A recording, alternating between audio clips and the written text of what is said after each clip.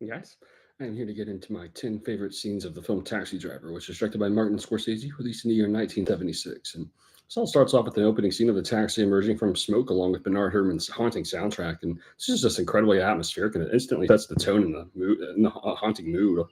And then the whole scene where Robert De Niro first approaches Sybil Shepherd and asks her to lunch, and then builds up, passes her out to a movie, is all just wonderful how it's paced. It's like slightly awkward, but then also just feels like strangely kind of ends up going somewhere with it too in the moment. It's very interesting. And then it turns out to be an incredibly awkward date they go on, which kind of further enhances De Niro's loneliness.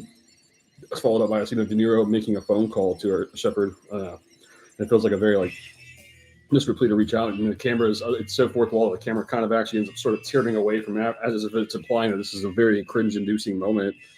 And then De Niro's encounter with Martin Scorsese is mesmerizing, who portrays a character intending to murder his wife. And De Niro just seems like he's entirely more fascinated and resonates with what Scorsese says rather than he's frightened by him.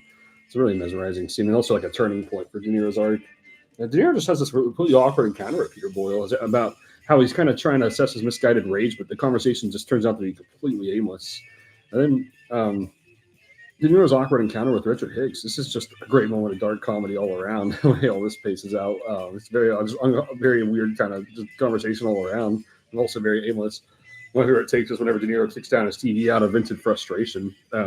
This is where he meets with Jodie Foster at a restaurant. You feel like De Niro's sincerely trying to connect with Foster, but there's this connection to it, which builds up to just De Niro just end up going on this intense shootout right at the end. Just a very dark, gloomy kind of atmosphere all around, and an act of sacrifice practically.